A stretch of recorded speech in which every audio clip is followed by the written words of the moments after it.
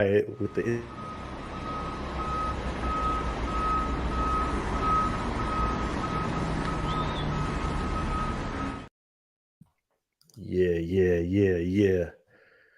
yeah.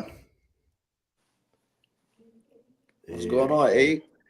Yo, you already know What's we up with you? are live coming to you from NYC and from California, of course. So both coasts, left coast, east coast. You already know. Welcome everybody to the Boxing Rush Hour Show. I'm your host, Abraham Gonzalez, and my co-host, Zachary Ochoa. Yes. We are just here because we like to have a good time and bring you all of what's going on in the boxing world and do a little bit of analyzing and a little bit of that. um, Thank you for tuning in. If you have not subscribed to our show in the past, YouTube is at AG Boxing. Hit the subscribe, hit the like, hit the comment. If you're on X, shoot over there, but you can watch it on X. We're streaming live on my Instagram account at AG718, on YouTube and on X. Zach, what's going on over there? I heard there was like a monsoon over there. Like, what's shaking It's over there in crazy, NYC? bro. It was like this shit is crazy, man. This weather's garbage over here. Like one day you coming outside with your chanclas on. Excuse my stuffy nose. It's allergy season. The pollen and everything. No, I'm not. I don't got no smelling salts in my nose or nothing. But I got Vicks. Us Puerto Rican people we like to put the Vicks in our nose. All Yeah, day. man. Yeah, all day. But yeah, it's been crazy. The weather's been wild, and then out of nowhere, it just feels like summertime. So expect it how you expect it, I guess. Yeah, man, and listen, it's been kind of a like a weird week when it comes to boxing. It started off a little slow and stuff, but now it's like ramping up with news and press conferences and all that stuff that we're gonna get into. And yeah, it's been a little bit nutty. The only problem that I have with it is there are no real like big fights until like maybe starting next week with Fundura versus Booker, and then but then after that you have to wait till like April to Yeah. get into it. Yeah, So yeah. so it's like in between that there's I don't know. I mean there's stuff going on and it's like all right cool, but we're not really getting a whole lot of quality fights. I would say. I mean we got some quality, but you know what you understand what I'm saying, like big name A fights. little bit. It's almost like the same. Everybody getting recycled. We need new guys to start becoming bigger names and everything, so we can fill in these gaps. You understand? Yeah, and that's the thing, man. Like, I want. It feels like I want it to be the summertime already because that's when everything starts popping off and Oh things yeah. things get right, Oh and yeah. uh, and it feels like the fights that we want to see start popping. And I don't know, a lot of drama from last weekend, and I'm gonna see. Hold on, I'm sending this out here real quick. All right, and Yeah. yeah. Yeah, and so lot of fights from last weekend. Hold on, let me tell this dude. Uh,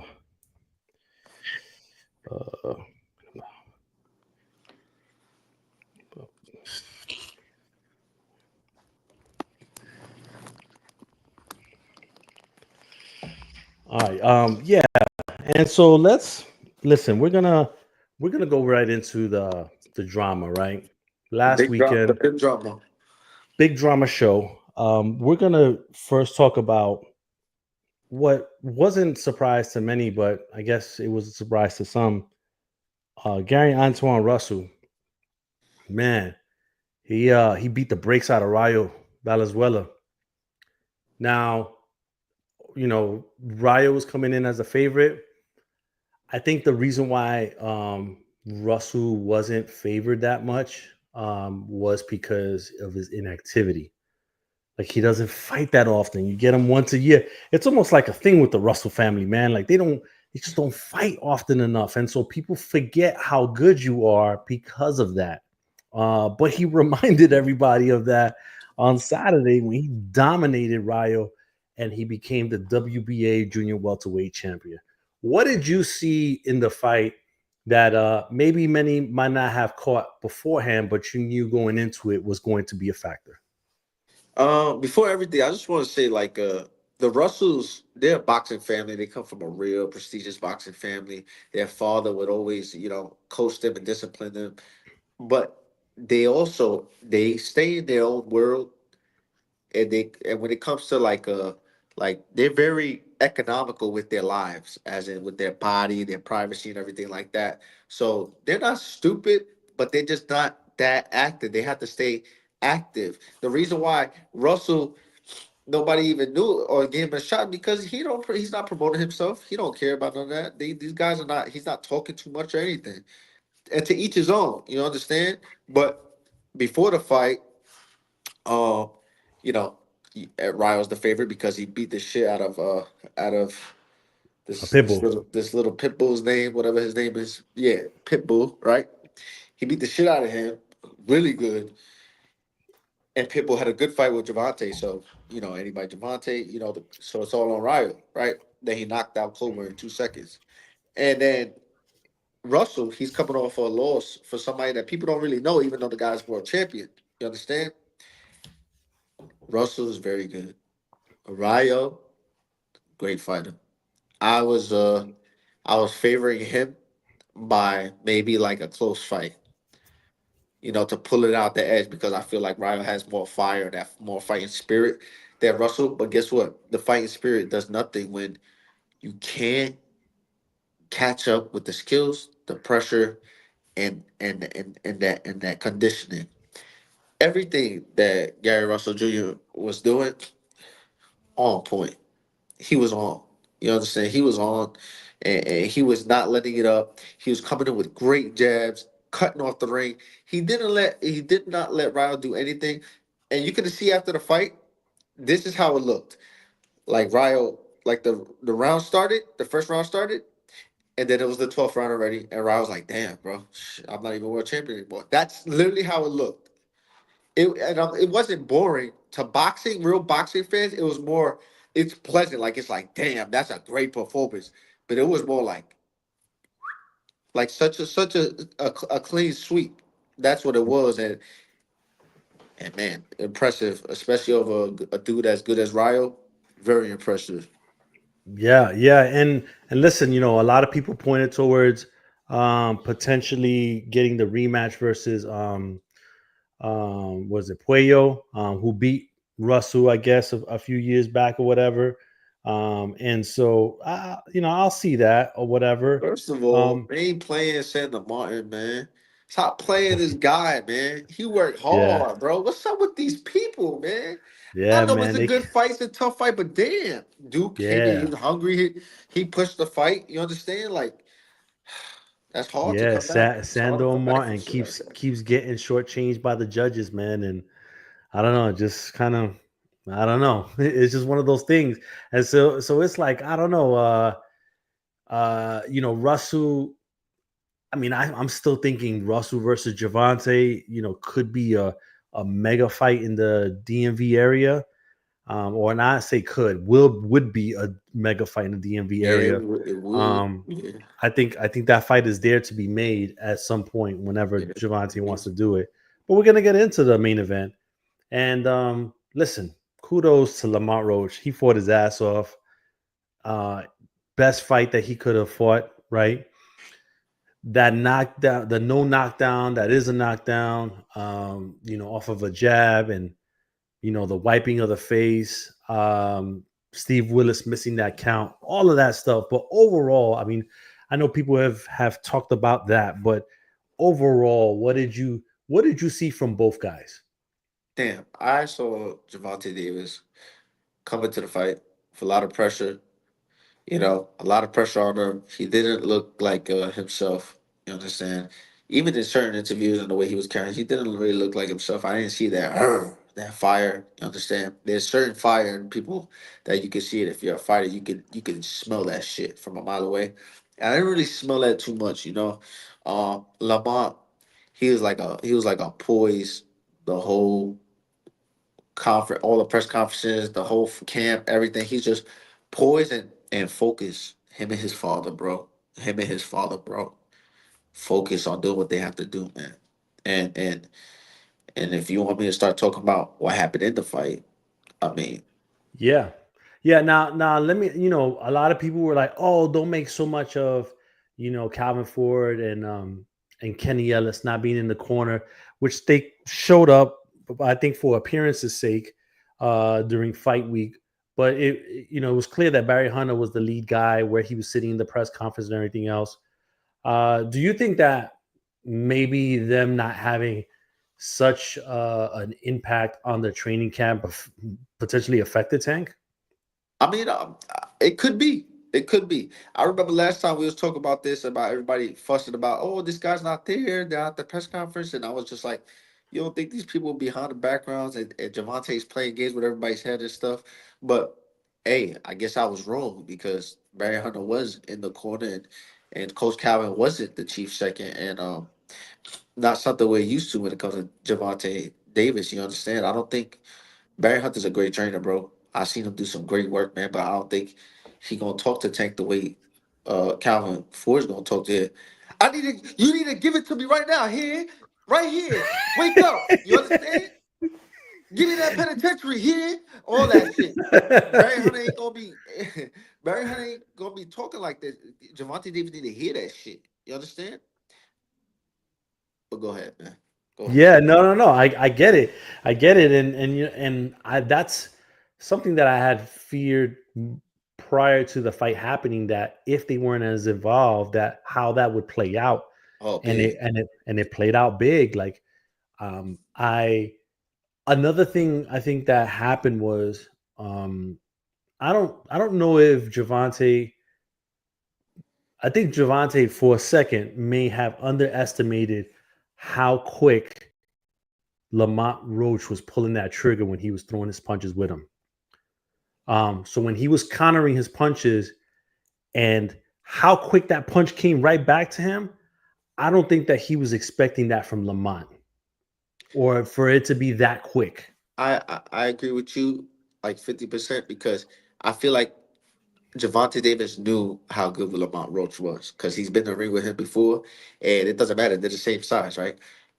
They're both little, and he knew how good Lamont Roach was, but I think he was just shocked of how sharp this motherfucker was on That's that what I'm night. saying. Yeah, He yeah, was he was on, bro.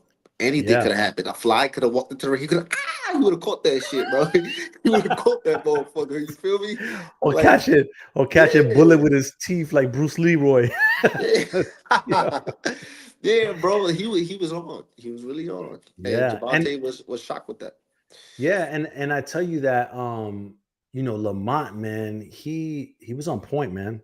He looked like more than natural lightweight at the time. Javante came in a little lighter, but he just looked like the more natural guy.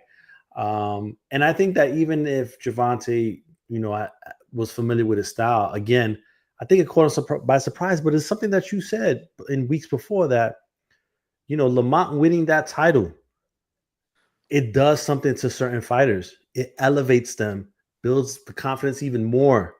It And I does. think we saw that on Saturday. It does. You did see that, man. You saw Lamar Roche. He was talking real poised, chill, confident, and everything. He wasn't cocky. He's confident, man. Everybody needs to shut the fuck up. Let people be confident and talk how they want to talk. You understand? And Lamont Roach, he went and he displayed. Okay. People want to complain. Oh, you got knocked out. Look at you talking shit. Oh, you won the fight. Whoa, why you so cocky? You don't. Even though it was a draw, but you know how it go. But like Lamar Roach, he went out there and fought the fight of his life. Literally the fight of his life. His Now let best. me let me ask you this. Do you, and this is just kind of looking in the future, do you think that we saw the best of Lamont Roach that night, or do you think there's another level for him? You see, when it comes to boxing, Can you repeat? I was just gonna ask you. I was gonna wait till you asked me who I thought won, but we could just say that in 5 seconds. Um, bro, can you do it again? Can you fight that perfect way, that perfect fight again? Can you do it again? It's hard. Yeah. That's not easy. Got to get up for that. And then it's somebody that's Javante Davis. You understand? It's not, ain't no, random dude. Ain't no, what's his name? Hector. It ain't Hector.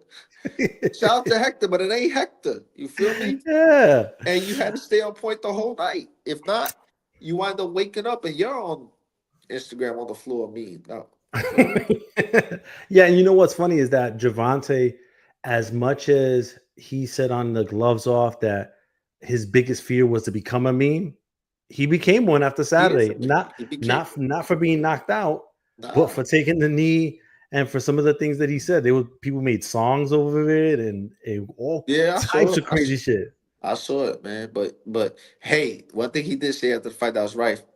They love you one day, then they hate you, and they love you. They come right back. That's literally how it goes, bro. Yeah, that's a fact. That's a fact. All right. So obviously, who won in your eyes? Lamar Roach won. Yeah, I I'm had a, I I'm had a, I had Roach 7 rounds to five. yeah. I had the same. I really like Javante because really good fighter, man. I respect him. All that. I respect him as a person too. You feel me? Because he a good dude. Um, Lamar Roach. We both came up with Golden Boy together, and everything like that, and I seen him. We both been on other cars. We've been in the gym. I seen him. We sparred. We sparred. You know what I'm saying? Um, and I knew he was good, but Lamar Roach won the fight. The reason why Lamar Roach won the fight is he landed the cleaner punches. He Hmm. dominated the fight. He controlled the fight. He made Javante Davis not look in control, which that's not what a lot of people can do. I feel like Javante didn't step on the gas like he should have. He wasn't assertive. He wasn't. He did not go for it. He did not try to leave it all in the ring. Like Adrian Broner, he's losing a fight, but guess what? He was trying to knock Maidana out while almost getting knocked out himself. Hmm. And he tried. Floyd Mayweather, the last 10 seconds with Oscar De La Hoya, they were throwing bombs. You ain't see that with Javante too much. I feel like I say Lamar Roach won, and of course the knockdown. That's crazy. That's a whole nother subject, man. You know what I'm saying? He got hit, clipped, touch with a jab, and then he took a knee. That's a knockdown. It's technical knockdown. I'm not Javante. Maybe my eyes was hurting because of my stuff in my eyes and stuff like that. But technically, that's a knockdown.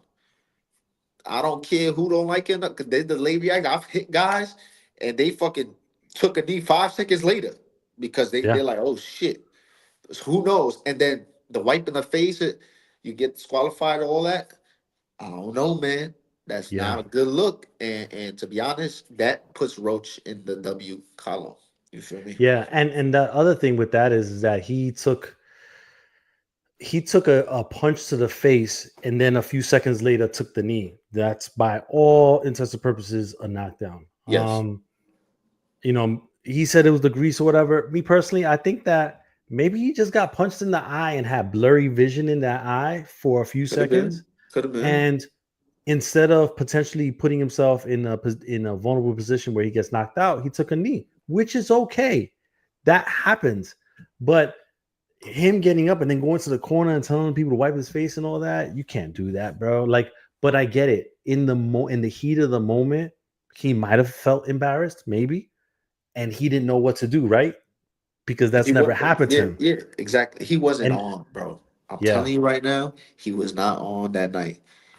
And let me explain something. People get blood in the. I fought with blood gushing in my whole eyes, everything with the bloodiest face you can see.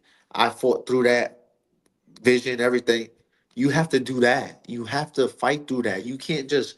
And if you take the knee, okay, you took the knee because you got to, but you have to take it as a knockdown because you did what you have to do. You understand? You got when Earl Spence fought Brook. You know what I'm saying? Kell Brook. He took the knee. Hey, he didn't even touch him for like 7 seconds, bro. He took the knee. Dubois took the knee. Floyd Mayweather took the knee. Counts as a knockdown, bro. And with the knockdown counting, Lamar Roach wins the fight. Understand? 100%. And let me just say one thing. All y'all fighters and people, y'all are retarded. You know why y'all retarded? Tank had an off night, whatever. But guess what? Lamar Roach actually came to fight, and he put in work to get it there. Okay, if not, he would have been flatlined. Lamar Roach put in work. Give him his credit. But guess what? Not any of y'all fighters can do that.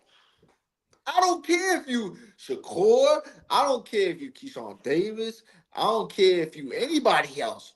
All of y'all fighters can't do that. Y'all see what y'all think y'all can do. Maybe y'all can't. Y'all can't. You know what I'm saying? Maybe it's yo. Lamar Roach is so basic. Bop, bop, bop. Can you do that? Can you stay like that? Hey, maybe you're taller than Lamar Roach. Maybe a taller fighter can't beat Javante. Maybe a fighter that's Javante Davis's size can beat him. He's not used to fighting guys as short as him. You understand? Pitbull gave him problems. You understand? Lamar Mm-hmm. Roach, almost same height as Pitbull, better technical skills. These fighters gotta chill, bro. But I love it because you know why? That's what makes boxing great. Is all the fighters saying, you know what? Yo, I could beat him. Hell yeah. What? Y'all don't think? But yo, don't sleep on Javante, bro. Yeah. He don't sleep on him. I'm telling you right now, don't sleep on the dude, bro. Everybody's counting him out. That's a really big problem for you Mistake. guys. I'm telling you right now, Yeah. it's not a good one. For sure. Shout out to Dose of Boxing. He said Golden Boy really messed up letting Roach and Robert Diaz go. I think everything comes with seasons and and situations. And I think people. I would say maybe that they both feel like they're better for it, right? It says not to mention he looked to his left confused first. Yeah, no, I get it. I get it. Shout out to Dose of Boxing. He be always up in the fights. I be seeing him out there. So shout out to you. I Or appreciate you maybe he coming put through. maybe somebody put like like 5 mil to that he put 5 mil on himself to get knocked down, in that round, and he made like a couple extra mil. I'm fucking around, but Yeah, you know what? It's funny you should say that, but like that's something that has happened in boxing before. Like I'm reading I got a ton of these books that I'm reading through and I haven't oh read yet. And oh so some of the I've stuff seen it, yeah, I've in the seen it. 30s and 40s and 50s and 60s, like that type of Mm. stuff happened, man. The So littlest shot, they put themselves down so they could get the money from the mafia uh-huh. and all that. Yeah, you know how it goes. Yeah, man. All right. Listen, uh Lamont Roach had tweeted, Tank Roach 2 and then dot dot dot. So maybe they are gonna quickly get into that. We gonna And see if the New York Commission overturns it though. so check this out. The New York State Athletic Commission says that the equipment there went bad and faulty or whatever. Shit And ass. mind you, they could have just walked over to the commentators thing and looked at it there, but that's neither here nor there. Then they come out and they say that they've got to go through the process and investigate. Now this is the thing, they're in a really bad spot because if they say leave it as is, Oh my goodness. then you're going to have a hard time finding people to fight in New York other than the ones that are already scheduled, Well, that's very bad. Bad. which is very bad. um and then if they overturn it, they can make Roach the winner and the champion. Oof, that might send social media upside down, bro. It will set social media down, but can't front. But the right thing would be done. Correct. Hey, you feel me? People say get it back in blood. I know he got it in blood. He was getting it in blood. I mean, he ain't suing nobody. He getting it back. You understand? Like this, what happened but but happened. but he's doing it the right way. He had his lawyer send a letter because Got the people same lawyer as forget Canelo.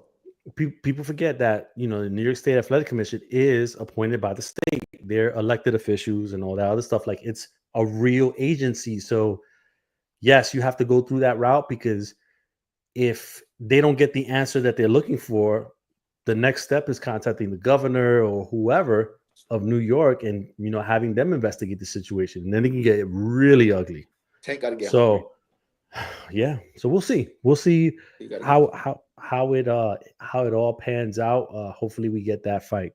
A fight that we are getting though that they announced today is Katie Taylor versus Amanda Serrano, Yeah. part 3, Yo, bro, they July can fight 10 11th. times and I'll watch it. Yo, July 11th at the Madison Square Garden. No little room. They're going big boy room on Netflix. On Netflix. So the 55 million that tuned in for their second fight will definitely be back for this one. This is the fight that needed to happen. This is this is Barrera Morales. I love it. I love it. Oh, but before we get into that, we got a special guest popping in. Yeah, there he is. We Beto. got Beto Oh, Zach Duran. Ochoa. Beto. Zungri. What's up, man? What's up, Zungri? Yo, we got Beto Duran. Doesn't need no introduction. Everybody knows who he is. No, they he's the don't. voice. He's the voice. Everybody knows. What's good, Beto? How you doing? Good, man. I'm in India getting ready for the fights tonight. Zach, good to see you, man. I haven't seen you in a while, man. I see you doing stuff with Abe. Good work, though. Thank you, man. Good stuff, man. Thank you. Yes. Yeah, we get going 6 o'clock. We have what's it called? Who opens it up? That is, Johnny Cañas is the opener now. We have 5 fights. Caden Griffiths, his fight fell off. His opponent was not clear last minute. You know how it is with the youngsters starting off. It sucks. And Caden just got signed today. So Golden Boy just signed some new guys. So Caden being one of them. So because he's off, Johnny Cañas now moves up to the zone opener. But what they were telling me, though, is the guy to watch is the one making his pro debut, Ruslan Abdullayev, who Golden Boy signed this morning. Where's I just he got from? the press release. That's why I'm sounding like I'm a PR guy. But Ruslan. You froze there, Beto. He froze. Somebody probably called around Uzbekistan. And the word is that he hits super hard. And before you start saying, oh, man, look at his opponent, Jose Alvarado, 3-19-1, don't trip. Jose Alvarado has never been stopped. Jose Alvarado has never been dropped. The ugliest record, but if you go look at Jose Alvarado, who he's fought, everybody who he's lost to has either been undefeated or one loss. Like, that's who that dude is. He is tough as nails. Zach, you know it when you're coming up, man. They give you those tough-ass Mexican dudes who have no idea where they're at. They don't care, and they don't care that you're 300-time amateur guy or Olympian. They're like, nah, just damelo, let's fight him. There's been guys that I've fought that's been knocked out 1,000,000 times that I couldn't even get out of there. You know what I'm saying? So let's see what this kid's about. If he stops him, then that's a good look, man. Yeah. Hey, Beto, I got a question. Is Ruslan a Joel Diaz special? Yeah, so Ruslan Abdullayev is with the same team with MJ and Madrimov and all the Uzbekistan guys. So he had been he went to the Olympics last year, and then he was trying to figure out who he was going to sign with promoter wise. So he was training in Indio with Joel, but MJ, I always want to say that Madaliev, the 122-pound guy, is his like big brother. And so tonight when you're watching the fight, Ruslan is going to have MJ talking to him. Joel Antonio trained him, but Ruslan is from Uzbekistan, but he's also got Kazakh roots. So where he's from, he speaks a little bit Uzbek, but he speaks his own language also. So it's like you're going to have the Spanish to English to Russian to Uzbek to Turkish. It's going to be a trip because they said they just speak boxing. But he's one of those dudes, and from what they say, he hits super hard. He had like about 300 amateur fights. They said he won like 286 of them. And he had an amateur fight in January when he was trying to figure out exactly who's going to go with the promoter, and finally going with Golden Boy. That's where they made their debut because he's out here, and at that weight, they really like him. And what weight is he fight at? What's up? What weight is that at? So it's at 145, but he's going to be coming down. Like eventually he'll be a 147-pounder, but he's going to be coming down when he does fight. So he's pretty good. Like I said, he lost a controversial fight in the Olympics to a Canadian, and that's one of those where they're like, "Oh man, he won," and they have the decision. But a lot of those Uzbek guys, they got a good pro style as well. They have a good amateur style, But I've seen Jose Diaz work with those Uzbekistans and the Kazakhstan guys. I've seen them in New York behind the scenes. I've seen them at fights in the locker room. And Jose Diaz, he does a really good job with those guys. So Yeah, there's no problem with communication. Trust me, yeah, they're good on that. they come out there and like this dude is just jacked, man. I'm like, he's not the tallest guy, but when he shook his hand, you know those fighters that have the tough hands, but this dude has like, you know when you shake a cowboy's hand, you're like, oh, that guy works with his hands, or construction dude, like Joe Smith style. You're like, damn, this dude is like that, bro. Oh man, yeah. So listen, that's definitely a guy that to be on the lookout for. For those that don't know, 6 p.m. Pacific, 9 p.m. Eastern on the Zone. Golden Boy Fight Night. Beto will be on the call. Who are you gonna be on the call with? Myself and Gabe Rosado, and then Brandy Flores doing interviews. Nice. So we get going. It'll be on the Zone app, of course. It's also, if you don't have the Zone, it's on Golden Boy's YouTube page. So the Thursday night shows is always available on YouTube for the people who don't have the DAZN account. It's always available for you there. So it'll be good. Like, this is the development series. Zach used to be part of it back in the Belasco days, coming up, youngsters, where, Zach, you love this because you're young and then you're 7-0, but you're getting everybody watching you compared to fighting at 2:00 in Vegas when the only people in the building are you get good exposure during the middle of the week. This is a good way for fighters, the fighters coming up, to keep themselves active too, man, while also getting some exposure to themselves as well. And of course, technology has boomed since I've been a prospect back in the day, but now it's even more better. Yeah, so it'd be good. Like I said, the Grant Flores kid, he's 8-0, 6 KOs. He's a co-main, so that's Manny's cousin, and they're from the Coachella Valley, so they sell out a lot. But eventually, Manny Flores the main event, and then Grant, they're going to be fighting in bigger areas. Like, you got to. That's one thing that Golden Boy does, and I'm not being the show here, but they develop kids in their backyard before they start taking them somewhere else, right? So, like, that's what you want to do. So important. That is so important, and I think that people forget about that. Like, you grow them in their home region, build them up to a certain level, and then you take them on the road. I ain't going front. The reason why I agree with this is because when I was with Golden Boy, they started me off in Atlantic City, Barclays Center, MSG, Barclays Center. Again, a lot of Barclays Center because I was selling a lot of shows. Then they said, all right, we're going to go to California. We're going to go to Puerto Rico. We're going to go to Texas, go to all these places. So they do a really good job with getting their prospects going. Yeah, and like, these small shows, Thursday night, the budget's less, but you're getting the guys exposure. We always tell Zach, remember I used to tell you this, like, bro, you don't want me announcing your fights. You want to be Saturday night with Jim Lampley. You want Grisha. You want the big dudes because I know where I'm at. I'm in the development, and I want to be a big fan of yours and moving on up. And like, for a perfect example is like the kid Johnny Cañas, who's opening up the show. He started off with a lot of hotness in the beginning of his career. I mean, he's only 6 fights, but he was on, and then his last couple of fights, and I'll be completely honest, he was kind of boring about it, right? And Johnny will tell you, I was kind of boring about it. So tonight, he wasn't even supposed to be on TV, but because Caden's fight fell off, Johnny moved up, and when we had the fighter meetings, he's like, dude, I know. I got to put on a show, bro. I can't be boring. So I have to take advantage of the opportunity. That's what it's all about.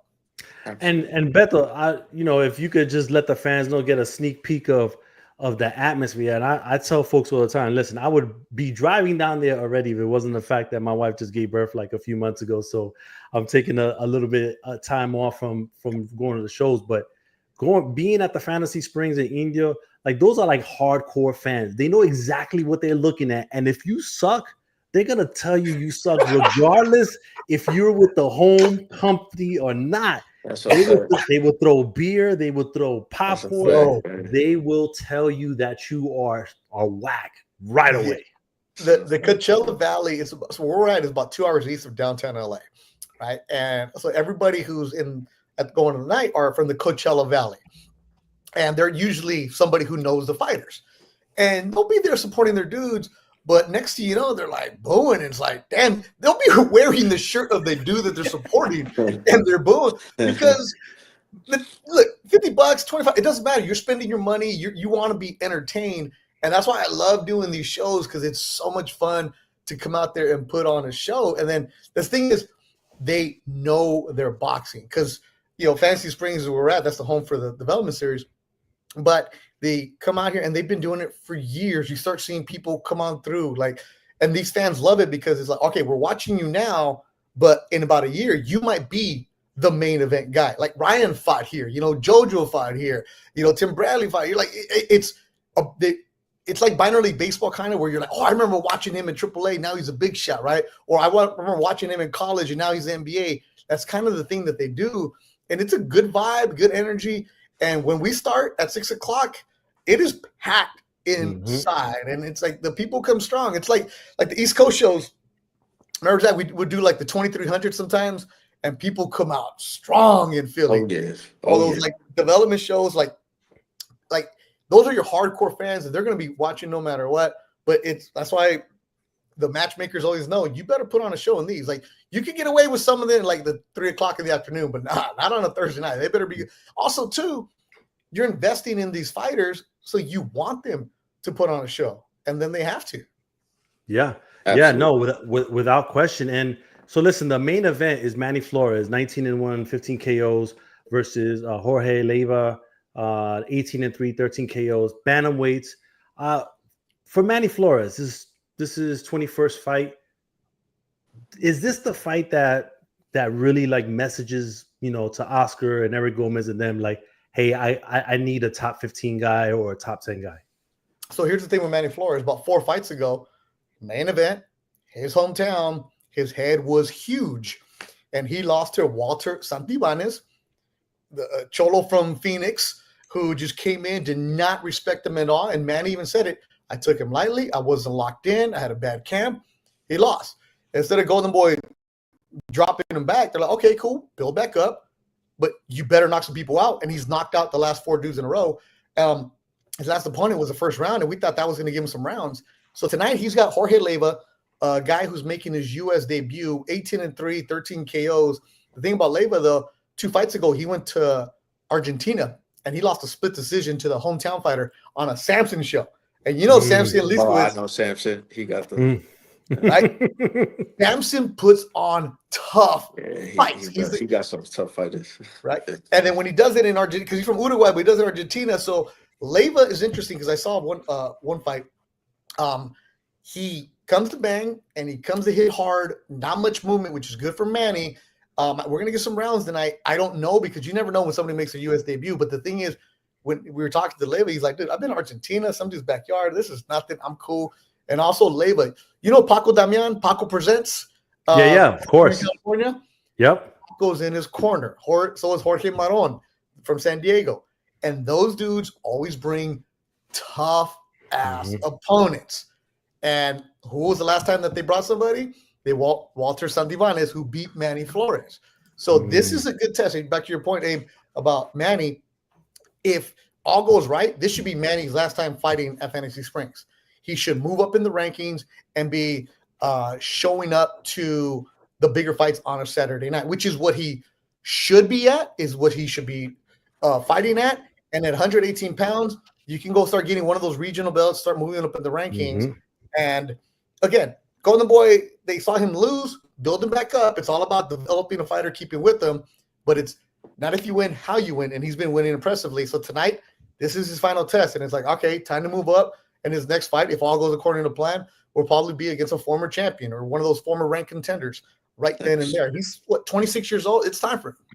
Yeah, for sure. And looking at the betting odds, they got him at minus 575 favorite by knockout. Yeah. Wow. Yeah, by knockout minus 150 by decision plus 230. So look like the betting odds are leaning towards a stoppage for Flores. Yeah. Yeah, and then so but one Leyva, of the what's going on, but Manny Flores, he spars MJ. Like that's the work that he gets. So when he goes into the Joel Diaz gym, it's like he's walking in there. You might be winning on Friday night. Come in there Monday, you're like, okay, world champ. All right, here we go. Like you can't. That guy MJ is good. He's real good, MJ. Yeah. Hey Beto, we have a heavyweight there, Federico Pacheco, who is Diego Pacheco's brother, I believe. Yeah. Heavyweight, 7-0. Somebody came in, Dose of Boxing. He said, what do you make of Pacheco fighting a cruiserweight? Surprised that the commission sanctioned that one. All right, so here's what's going on. Because I even said the same thing. So Arnulfo Casares, I used to know him when he weighed 250 pounds. Hey, you know this guy. He used to fight on the Thompson shows. So when Thompson Oh, Boxing was yeah. there, this dude is about 5'8", 5'9". He's from Tecate, Mexicali area, real light skin. And he would go and fight. The last 2 times he fought Henry Ramirez. He used to train Chris Arreola, Henry's fighters. So he's a little dude, but he gets in and mixes it up with you. But he was fighting at 245, 255, somewhere around that area. He showed up to the weigh-in, and I'm like, yo, you look like that dude I used to know. He's like, no, that's me. And I'm like, oh, fuck. I'm like, bro, you weigh 190? And he's like, yeah, man. He didn't fight at all last year. He got down. And the rule is anybody above 175 can fight at heavyweight. So I was wondering the same thing. Like, how do they do this? Like, how are they approving this? So if you weigh 176 and above, if it's up to you and your team, if you agree, you can fight the heavyweight division. I was surprised about it because I'm like, then why do we have light heavyweight? Why do we have cruiser? Why do we have bridger? But anybody can agree to it.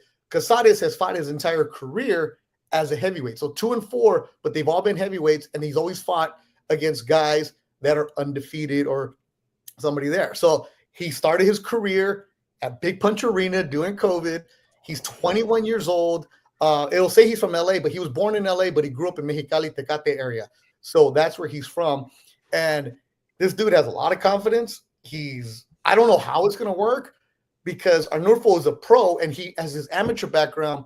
He was fighting for like the Baja California team from Mexico. So he has over 100 fights as an amateur. Fed, who Golden Boy signed, only had 3 amateur fights. Like he didn't start boxing in tournaments until he was a teenager. He'd always trained at the gym, but never really took it serious. He'd go to the gym and kind of work out, but nothing of that until he was a teenager. He went to a tournament. He had 3 amateur fights, and then he has 7 fights. So Fed is limited on the experience side, but he's a big dude, about 6'4", like I said, 271, but he's not 271 of muscle. I was surprised when I saw it, and if you look at the pictures, it looks ugly and nasty. I'll be completely honest about it, but Casades can't fight. And I'm not trying to sell you this. It's because I've seen him fight dudes that are 6'5" twice, and he hung with them. And he steals rounds for you. So that's an interesting one. I don't know how it's going to happen because I saw Fed fight on a Marv Nation show. I think his 3rd fight maybe in Pomona we had a couple years ago. And you can see he's just a big dude. He can overpower you, but he wasn't fighting anybody who knows how to box. So Casades knows how to box and move and this and that. So it's going to be an interesting one. I mean, you just never know. But damn, bro, 190. I was like, what are you doing? He's like, well, I've always been a heavyweight. He's like, I feel lighter. I'm like, well, yeah, you're lighter. He's like, you know, I can crack. And he can punch. I just don't know how this is going to work, bro. Yeah. And, you know, listen, it's the Thursday night fights are always enjoyable. You know, you get some good entertainment value for them. So we definitely appreciate you, Beto, stopping by, talking to us about the card. And yeah, you know, we'll see you tonight and on the call with Gabe Rosado and see what comes out of this. I'm interested in the Ruslan pro debut and see what old Gucci Flores is talking about in the main event. Yeah, and then the first fight, Johnny Cañas, that's going to be tough because Jesus Perez is the tough as nails dude right there. Like, it's like ugly ass record, but damn, they're tough, dude. So it's good development. Zach, what are you up to now, man?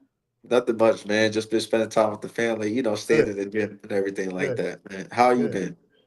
Good, man. Good to see you, Zach. Hey, always appreciate you, man. Congrats on the right. baby. Yes, thank you, man. I appreciate it. And again, 6 p.m. Pacific, 9 p.m. Eastern. That's the Golden Boys show.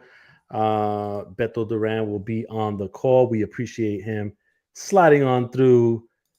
As you never know who will come through the Boxing Rush Hour show. Hey, he ain't say he wanted a shill, but guess what? That was some good promotion right there. Yeah, it was. It was. And but he made sure he had the Golden Boy shirt. You feel me? That was good. That was good stuff. Man. Yeah, he you know he definitely is one of those guys that does his homework.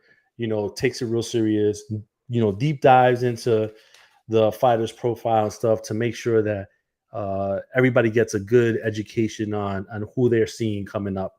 Like always, we have the StreamYard link on the AFG Boxing YouTube page on the live stream on the comments. If you want to join, do a comment, question, talk your shit, whatever, or bring something up you want to talk about, hit the StreamYard link and we'll bring you on the show. You don't have to have the camera. Shout out to the 93 folks that are on there right now. And yeah, we'll move on. So we were talking about Taylor-Serrano 3. Taylor-Serrano 3, MSG, July 11th, Netflix. The way I'm seeing this also is in June, they're doing the Fanatics Fest at the Javits Center. So I have to assume that they're going to do a press conference there because it only makes sense, right? You're going to have millions of people coming in through the Javits Center that weekend for Fanatics Fest. So why not do the presser there? But Taylor-Serrano 3, it's the biggest fight in women's boxing, period. It has been since the first one. What do you think of them doing it again right after? I know the second one was a little controversial, with the cut and everything. Is this the right time to do this? Oh man, I don't know, man. For their bodies, maybe not. You understand? For their pockets, maybe yes. For their pockets, maybe yes. For their pockets, maybe yes. All right. So listen. I got two ways of thinking of it. You know, I love Amanda Serrano. You know what I'm saying? Love that girl. And Katie Taylor, she's just so good. She's really good, and she fights her heart out. She's the type of girl that you don't want to get to a fight with at a bar because she will actually destroy everybody at the bar. She'll keep fighting. But I think personally, Jake Paul wants MVP. They want Amanda Serrano to get this W over Katie Taylor. They want it over Eddie Hearn bad, bro. They want it over Eddie Hearn bad, and Amanda Serrano wants it bad as well. But then on the flip side, they know that one of the only fights right now that can make Amanda Serrano great money before she heads out is with Katie Taylor again. And it's a great fight. They can make a lot of money, but on their bodies, it's a tough one. It's a real tough fight. Yeah, man. And I mean, listen, it's gonna be nuts in there. I mean, there's no other way of saying it. That first fight, that atmosphere, like you can feel the electricity through the whatever you were watching it at. Like that's a real main event. This one, and it's gonna be the summertime too, New York City. Oh man, it's gonna be times like 10. I might go. I might at just the go Garden, yeah, I the might big just go. room. Yeah, yeah. I might just go to that fight. Man, listen, I I'm just gonna say might have to something take a flight for that. yeah. Before we head to the next subject, listen. Amanda Serrano, this is a comment. When they both faced off in the ring before the bell rang, you know how they have to touch gloves first? Yo, Amanda Serrano's like this the first fight to Katie Taylor. Look at this. This is crazy. Yeah. Messed up. That was no good. You know why? Because you're not in the fighting spirit. You're wow. Katie Taylor's Taylor like was locked Katie in. Taylor's fucking locked in. Second fight, Amanda Serrano was this time came locked in, but I feel came a little bit too tight and lost. But you know, still very close fight. But you know, Katie Taylor just put off a little bit at the end. You know, but this third fight, yeah, this is gonna be it's almost like Gotti Ward type of thing. Like the way they punch each other and hit each other, the way the damage they take, it's crazy. It's unbelievable. And I just want them to stay pretty after this fight. That's all. Just stay pretty. Stay pretty. Just heal correctly because they're gonna be. Yo, I'm telling you, bro. And let me They're tell gonna you, be all messed up, man. it's gonna be a ladies' night. They're saying that it's gonna be an all women's card.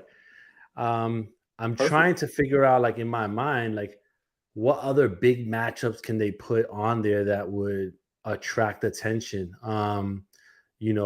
Maybe and this is not far fetched, but Nicki Minaj versus Remy Ma. I don't know. Remy Ma versus Clarissa Shields. nah. I don't know. maybe they bring back Sinicia Estrada. Yo, bro, she's one of the Maybe best. She's one of the best, bro. maybe she comes out of retirement and fights Yokasta Valle again for the rematch. That that first fight was serious.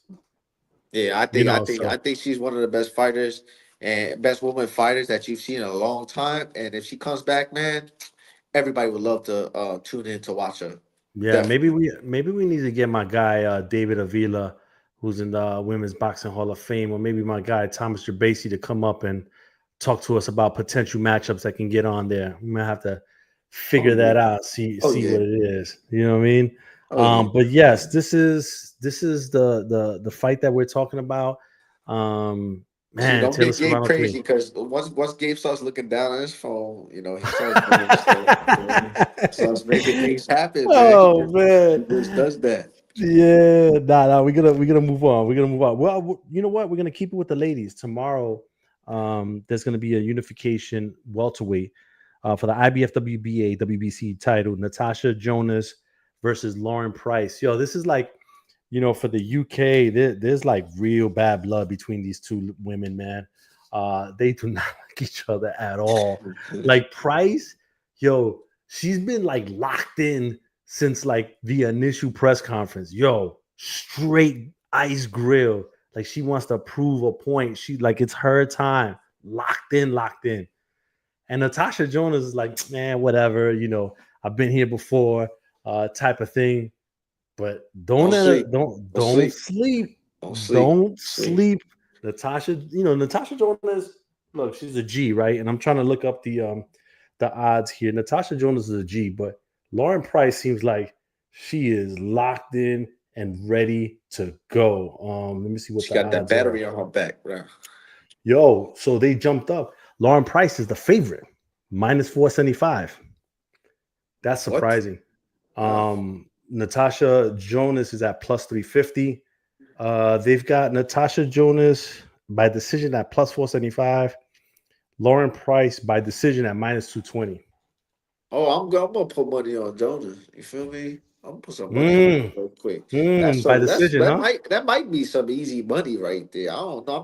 I'm not knocking the other girl, but those odds a little crazy. You feel me? Yeah. No, but Yeah, I it's don't a know. true rivalry.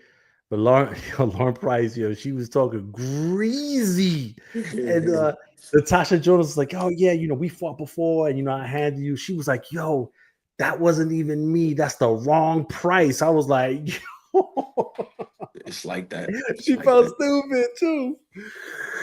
Oh, man. But again, that's a fight that's tomorrow on the Zone, 2 p.m. Eastern, 11 a.m. Pacific. Main event probably around 5 p.m. Eastern, 2 p.m. Pacific. So check that out. See what's going on. Again, before we move to the next topic, if you go on the at ABG Boxing YouTube page, the StreamYard link is pinned to the top.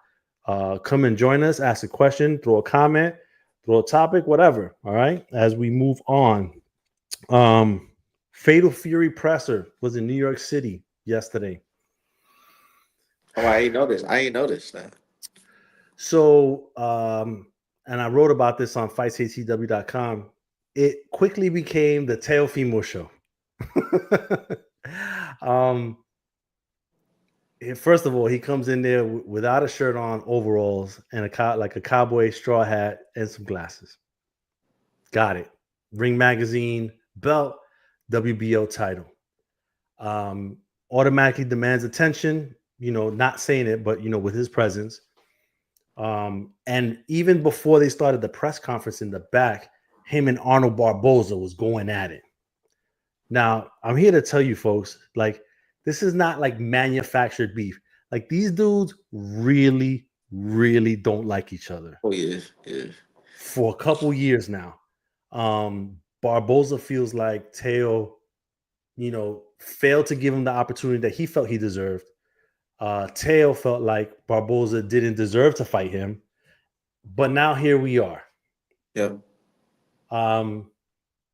They start going at it. They start going at it at the press conference. But then when it got up to Devin Haney and Jose Ramirez, like it was just a buzzkill.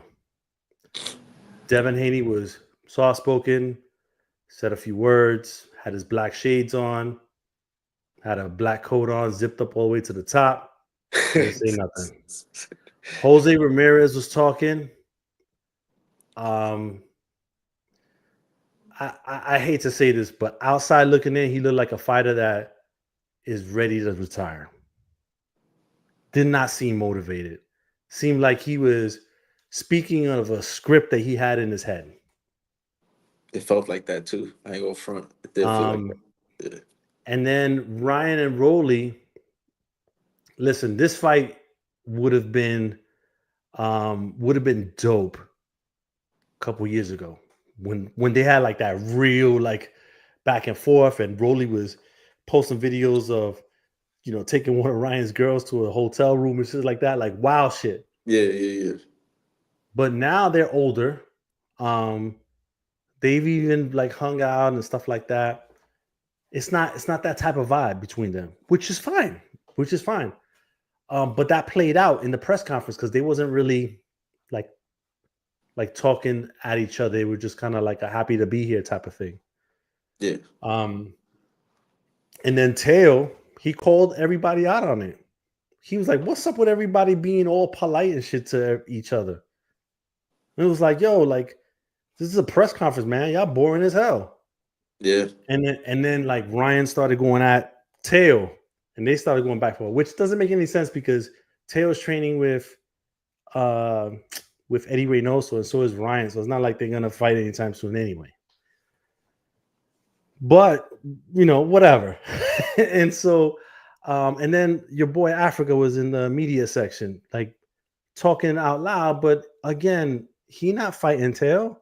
He's fighting Matias probably next. He know that. You know what I mean? And so I don't know. It is what it is. The fight that I'm looking forward to the most is Teo versus Arnold Barboza. It's as simple as that.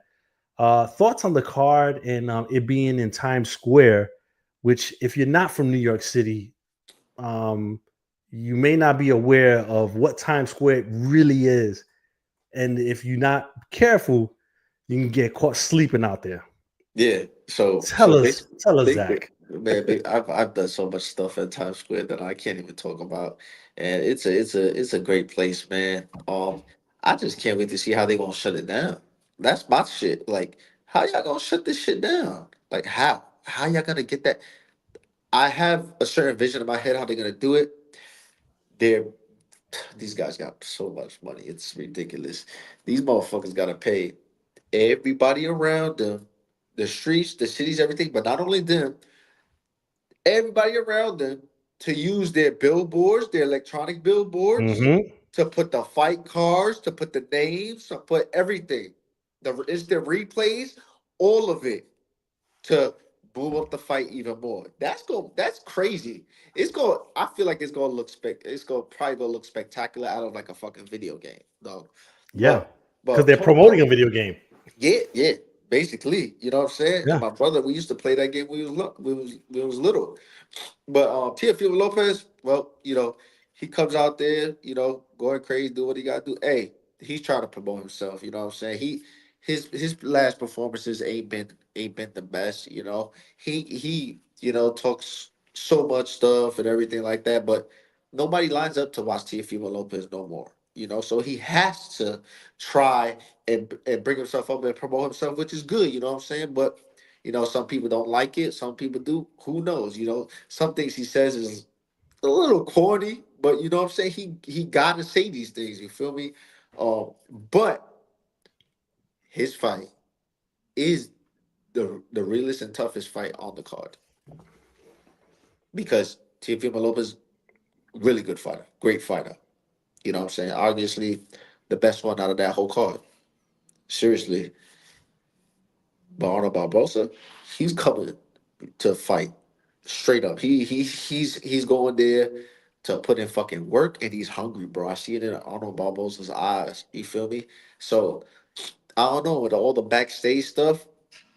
I don't, I think Teofimo he's trying to promote and everything like that, all that stuff. But the nervousness might be having him acting a little silly. You know what I'm saying? Because he knows he Mm. got a real threat in front of him, or which is good because it's gonna make him train hard. Or he might just think Arnold Barboza ain't on his level and might make a mistake and lose the fight. Who Mm. knows? But if he goes and stops Arnold Barboza, oh, tell you one thing, that's a really good win, and it can happen. But what could also happen is Arnold Barboza wind up making the upset and beating Teofimo Lopez because we've seen Teofimo struggle with guys like that. You understand? Ruggedy, strong, hungry fucking fighters. Not all special and everything, but they strong. They come on a fight, no joke. Shout out and shout out to Africa. You know what I'm saying? You know his team pushing his back like, come on, see it, come on, see it, come on, to talk out loud at the press conference. You know, to get some attention, man. You know that's good promotion. You know what I'm saying? That's cool and all that, but he don't even need to do that because he's with Eddie Hearn. Eddie Hearn is doing Mm. business with Turkey, so he'll Mm. get his he gonna get his shine. He gonna get his shot. Africa, trust me. But Jose Ramirez versus Devin Haney. The main thing is this. Is Devin Haney hungry? You feel me? Is Devin Haney hungry? I don't know if he's hungry. You feel me? I'm not sure. Let's see what happens. If he's is he gun shy? You feel me? Are they gonna be fighting like two old men in the ring? I don't know. We're gonna see what happens. But guess what? I know he's gonna train hard because Devin Haney is a hard worker. And Jose Ramirez is a hard fucking worker too. And he knows that if I win this fight, man, I could be back on top and get another big win and make some money. Mm. Ryan Garcia versus Rolly. It's almost like eating like damn, that tastes good after a couple days still though. It's like eating like a donut that's been outside for like 2 days, bro. Because I have, and it don't taste the same. This fight Yeah. don't taste the same, bro. It's a really good fight because you know they're both not where they were before, but Ryan Garcia is up here and Rolando is right here. You Yeah. understand? And I feel like Rolly might get flatlined in about 4 rounds, maybe. Like I'm talking Mm. about a bad flatline. But he does have a punch as well. But they fight. Oh, by the way, they fight at 147, guys. These cards are mostly 147, right? 147, 147. I don't know. Rolly might be strong at 147. Rolly walks around fucking 300 pounds. You know, he Yo, walks around 300 pounds going on yachts and shit like that, you know? I'm gonna add fight sport talk That's Jay. That's Jay. Shout just out to the joined us Jay. right now. What's up, man? Hey guys, thanks for having me back on. And yeah, last time I was on your show, we talked about the 7 vs 7, maybe the greatest card ever. And yeah, now there's tons of stuff. So I've listened for like the last few minutes. You guys are talking about the big Times Square event. Yes. Yeah, there are tons of things. I was on a show earlier, and I mean, we've got so much. We've got Bibol Benavides potentially. Can't wait for that fight. And yeah, Dana White getting back into boxing, tremendous. So yeah, I can be on for a few minutes. What are you guys on about? Yeah, well, we're talking about the Fatal Fury card in Times Square and the press Yes. conference that happened yesterday and the lack of fire that was seen other than the matchup between Teofimo and Arna Barboza and just kind of looking at that card and see what excites and what doesn't. Well, the whole thing excites me. I'm very, very excited for this whole event. I didn't have any issues with there not being much trash talk. I was expecting something because you get Teofimo and Garcia in the same room. These guys, of course, are going to go off. But mostly, what I took from it is okay. As much as I think Ryan Garcia is an idiot and an imbecile of a human, I do think to an extent again, somebody with his very limited brain space understands, I probably should shut up by now about this whole drug testing thing. I've already cried enough. I've blamed people enough. I should probably shut up about it. Teofimo, what I took from him not talking a lot of trash is that he's happy. And I know Teofimo rubs so many people the wrong way, but I've gone on record. I think he not only has the best resume at the moment out of this new generation of guys, but I also think he's got the most potential to be a star. He's not that yet, partly because of his own doing, but every fight is limited, and yeah, I'm a big fan of him. So him being happy, in my opinion, means we're going to get potentially, I don't want to shoot myself in the foot, but potentially the same guy who dethroned Lomachenko, who dethroned Josh Taylor. And for that reason, I'm excited. Also, Barboza isn't the slickster that typically gives, or I shouldn't say typically, always gives Teofimo problems. I mean, the most, sorry? Wait, he's a slickster. Wait, are you saying that only slicksters give Teofimo Lopez problems in the ring? No, he was given plenty of issues by Nakatani years ago, who just stood in front of him, but that was a height and reach thing. Got you. I mean, I'm just saying that every time he's fought a slickster, he's looked bad, and Barboza isn't that guy. So I think, again, we may see Teofimo pull out another top career performance. As far as Haney, as far as I'm concerned, the most questions are on him because he, again, Osterine or not, and I don't believe Garcia's story at all. A fight did happen, and Haney was getting pinged by the same punch repeatedly. So again, drugs or no drugs, that is stuff you need to address. And I heard what you were saying earlier, Zach, about, is he hungry? I think he is, because this guy, you can have issues with it, but this guy has been paid very well for a guy who's, how old is he? Like 26 or something something like that.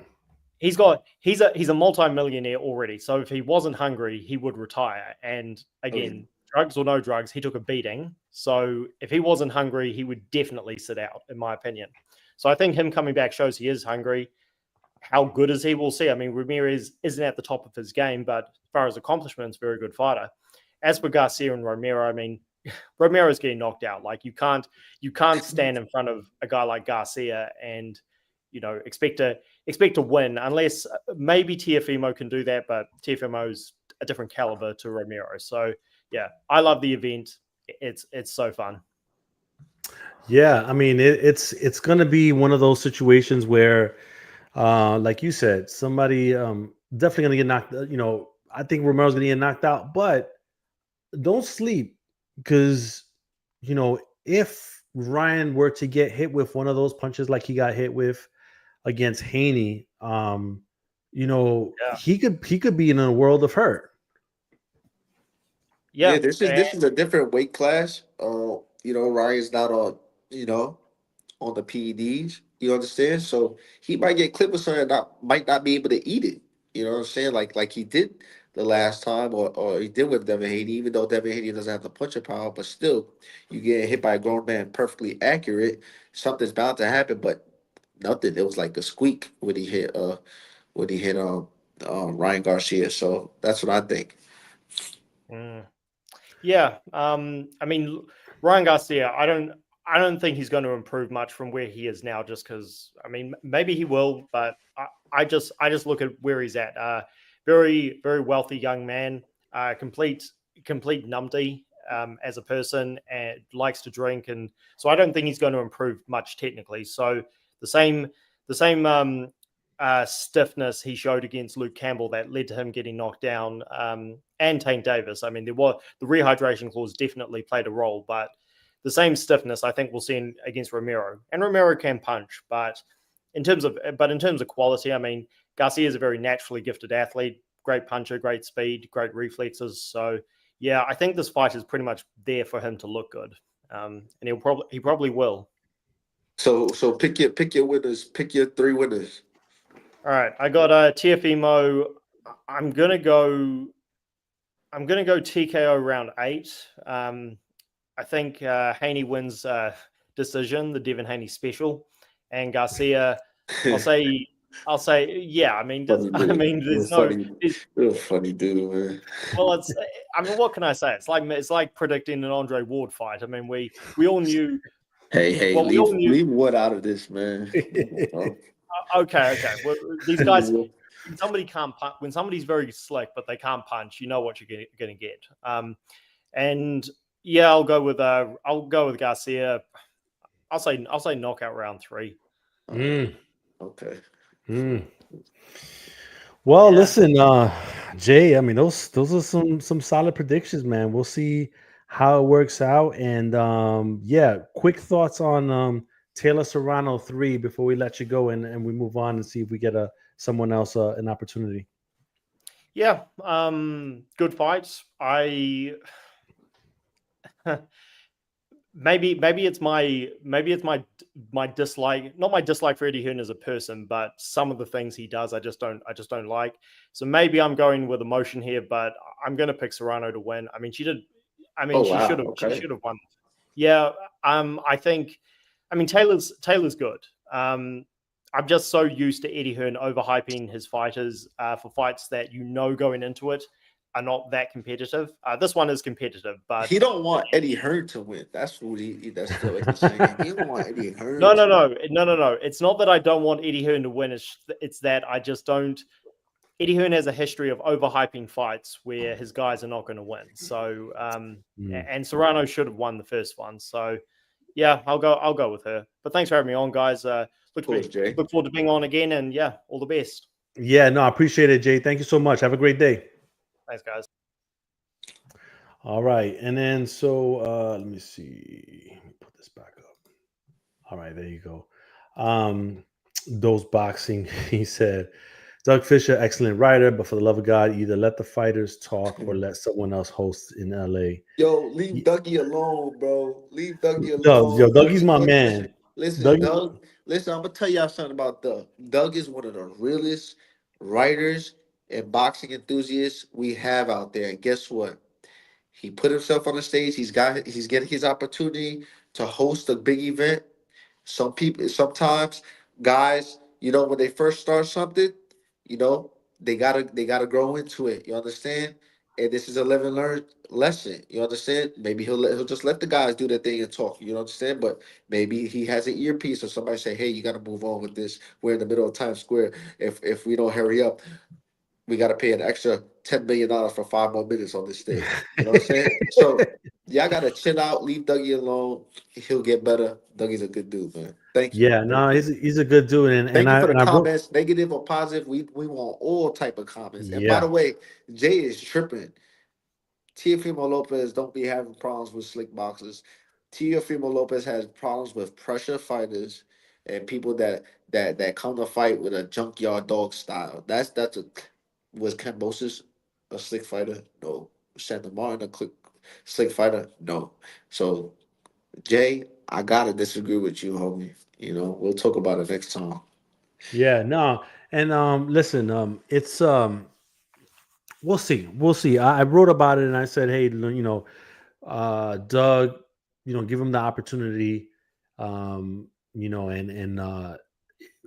in subsequent press conferences, see, if he can, kind of move on from there, because there was some folks that were just hammering him, That's and not cool, bro. and it's like, okay, cool, like everybody's gonna have their opinion and stuff like that, but I know Doug, right? We're being around Doug a lot, and so I know that's him. He's not the guy that's gonna be super animated Nope. or making himself look like a fool up there.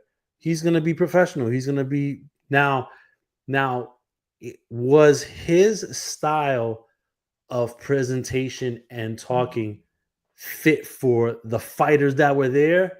Maybe not. Nah. That's a different conversation. All right. You want to know who would have fit that? Paulie Malignaggi could have fit that. Yes. Paulie would have been a really good person because of his animated style of presentation. Doug Fisher, I mean, he probably would be a better host for, like, let's say People 3. Yeah. Stuff like that. For the fighters that were there, he's a respectful dude, bro. They just couldn't connect because of the demographics.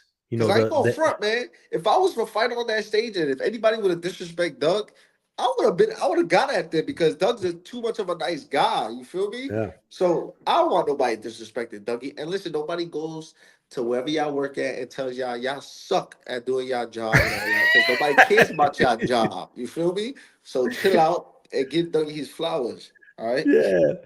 Yo, shout out to Doug Fisher, man. All right, listen. We got a Canelo's couple of winning by fights. knockout. I don't care. Canelo's winning by knockout. He's We're gonna winning talk by about that knockout. because Canelo's press conference starts in about 12 minutes on Yeah. YouTube. Like, The Keith Thurman's fighting Jarvis on March 12th in Australia. Prime Video is not picking it up. They will not be showing that fight. No Limit Boxing is hosting. They're having it on pay-per-view over there in Australia, on Foxtel, I think, pay-per-view. I thought that with who? Foxtel, I think it is. I thought that Prime Video would pick it up, but they're not. And so, or at least that's what I'm being told. And Foxtel did a deal with the Zone in December. I was thinking maybe the Zone picks it up, but none of that has been said. So as of right now, unless you have like a VPN or something, that's the only way you're watching Keith Thurman fight. From the outside looking in, though, first fight in like almost 3 years. What are you expecting from Keith Thurman? I expect Keith Thurman to put in a hard work and hard training camp. Who's the person he's fighting? Jarvis. I don't know who that is. I don't know who that is. I don't know what this record is. Who is that? Hold on. I'll tell you right now. And I'm gonna pull up also his there you go. Keith Thurman and Brock Jarvis. I don't have his record here. Hold on. So let me see what the All right, while you bringing up his record, listen, guys, I just want to tell y'all something. When Keith Thurman was hot, nobody was beating Keith Thurman. I'm telling you this right now. Keith Thurman was the best fighter at welterweight for a reason. He had all the skills. He had all that work ethic. He had that punching power and everything. You understand? And then, you know, he started slacking off. The inactivity got to him, and now he's trying to come back. So it's going to be real interesting. You understand? It's hard. It's hard. It's hard to come back. When you're a multi-millionaire, and you waking up in silk sheets. Keith Thurman got a lot of money. He's made a lot of money. And we're gonna see what happens when he comes back because I'm telling you, Keith Thurman was one of the best. And he never really got dethroned. He got beat by Pacquiao, but he never really with the prime fighters. It was Danny Garcia, Earl Spence, Sean Porter. He beat a lot of those guys. I mean, we didn't get Earl Spence versus Keith Thurman when that would have been great, but for some reason they ain't fight or whatever. You can ask Earl that. But yeah, yeah. Keith Thurman was great, but he's coming back. And we gonna see what happens. We gonna see. Maybe he's sharper. Maybe he's like a Lara and he ages like fine wine or something like that. So Brock Jarvis is 22-1 with 20 KOs. He's 27 years old. He's from Australia, but he did get Nice. knocked out by Liam Paro at 140. Now, mind you, this fight is I think at 154. So, and he's fought. His last fight was at 158. What year was this? When he got knocked out by Pyro? 2022. Yeah. Listen. How tall is this guy? 5'9". Okay, so he's not short. 68.5-inch reach. Okay, so he's bigger than Keith Thurman. He's bigger than him. So it's gonna be a real interesting fight. Now I'm because gonna tell you, I'm gonna tell you what Yeah. the betting odds are right now. So Keith Thurman is at -350. Thurman by KO, TKO is at +130. Thurman by decision is at +165. Brock by TKO, KO is at +600. And Brock by decision is at +600 as well. I don't know. I don't know this guy. I really don't know this guy. I never seen him fight, but guess what? Hey, he might be a tough motherfucker, and he's bigger. He's bigger than Keith Thurman. I've been next to. I'm 5'9". On my license it says 5'10". You feel me? But I'm 5'9". On my box rec, I'm 5'9". And I've been around Keith Thurman a million times, and Keith Thurman's right here. Mm-hmm. And if a guy's bigger than him, who knows? And this is at a 147. What is this at? This fight 154 154. probably. Yeah. Yeah, Keith Thurman ain't going to no 147. 154. This might be a tough fight. He might be getting hit with some big shots and everything. So Keith Thurman's got to have a really good training camp. All of it. The odds make a little sense because they don't know this guy, but it's not like crazy odds. It's not like a minus 300. You understand? So everybody knows Keith Thurman's just coming back. They're just Mm-hmm. favoritising him because he's got the name. So I don't know, but I like that the guy's from Australia and they're fighting in Australia, so they're gonna make great big money. You understand? Yep. But if Keith Thurman loses, you can see Keith Thurman going So like what? that with the you know what I'm saying, just like this, like But if that. but if he wins, But if he you're wins, he's talking, gonna go like this. One time, one time. and they're gonna revisit the Tim Tszyu fight. I would love to see that. You see, that's good. Yeah. Yeah. Yeah. Yeah, that's good. All right. And then March 13th, the next day on ESPN Plus, Banzai from Japan, early morning fight. It's a unification, a flyweight unification for the WBC, WBA titles. Kenshiro Teraji versus Seiho Yuri Akui. Kenshiro is a beast. If anybody has not seen this guy fight, he is future Hall of Famer, nasty guy. He's the champ. And listen, he's one of those guys that probably won't be appreciated until years later if he ever fights here in a big card. But if you're gonna see a fight, and you don't have to necessarily see it live because you could do the playback on ESPN Plus. Make sure you're watching that Kenshiro fight. This guy is a guy that you want to watch fight. He's entertaining. He's a great fighter, a great champion, and this one's sure to be a good one. Nice. Chris Mannix, I guess he posted earlier today that Canelo Crawford might be on Netflix, that they're exploring that idea. And they're also exploring having Joshua versus Fury on Netflix as well.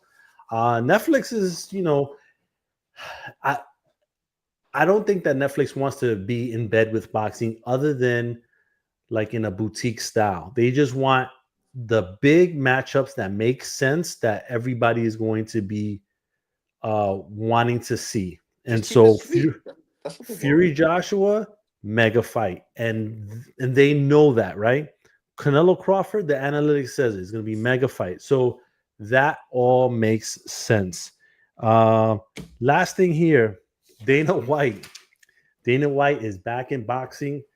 So TKO and Sella, along with Turkey and them, they signed, they made a deal and will be created a boxing promotion / league, right? Underneath, so Dana White's gonna be the CEO. Underneath that, or underneath the TKO umbrella, if you do or do not know, is the UFC and WWE. So Dana is gonna be the CEO. Nick Khan, who's the president of WWE, he's going to be involved in the process as well. So you got WWE, UFC, Saudis, and boxing all under one umbrella, putting on boxing shows.